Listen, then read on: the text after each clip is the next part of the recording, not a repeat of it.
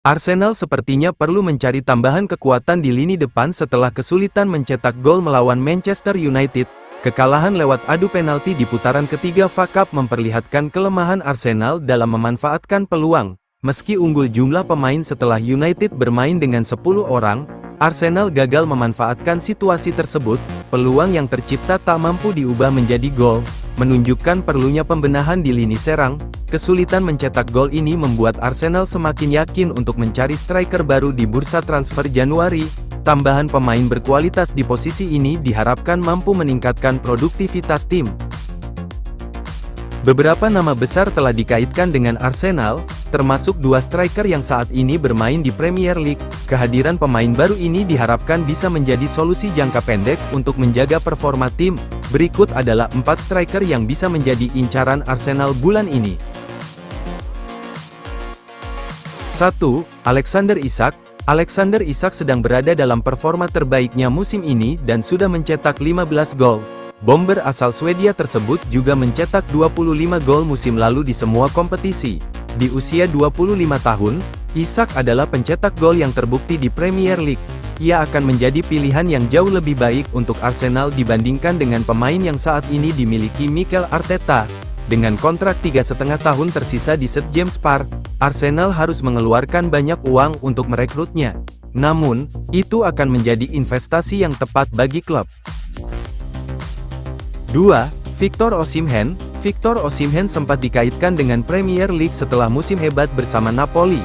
Namun, ia dipinjamkan ke Galatasaray setelah ingin meninggalkan Stadion Diego Armando Maradona.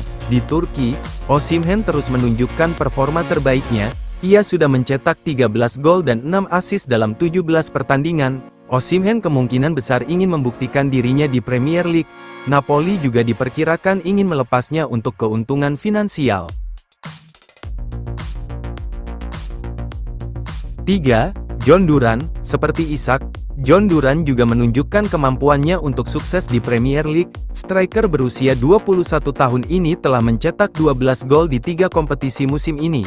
Meskipun hanya memulai 7 pertandingan, ia harus bersaing dengan Ollie Watkins untuk tempat utama. Namun Duran mungkin berusaha untuk pindah jika Unai Emery tidak bisa memberinya jaminan tempat utama di paruh kedua musim ini. Transfer Duran mungkin memerlukan tawaran besar. Akan tetapi situasinya di Aston Villa membuka peluang pindah di bulan Januari. 4. Jonathan David. Jonathan David bisa menjadi target yang lebih mudah untuk Arsenal. Striker Kanada ini sudah mencetak 11 gol di Ligue 1 dan 4 gol di Liga Champions musim ini. Kontrak David bersama Lille berakhir musim panas mendatang. Oleh karena itu, ia bisa langsung menandatangani prakontrak dengan Arsenal. Namun, jika Arsenal mengajukan tawaran, Lille mungkin akan melepasnya lebih cepat untuk menghindari kehilangan pemain ini tanpa bayaran.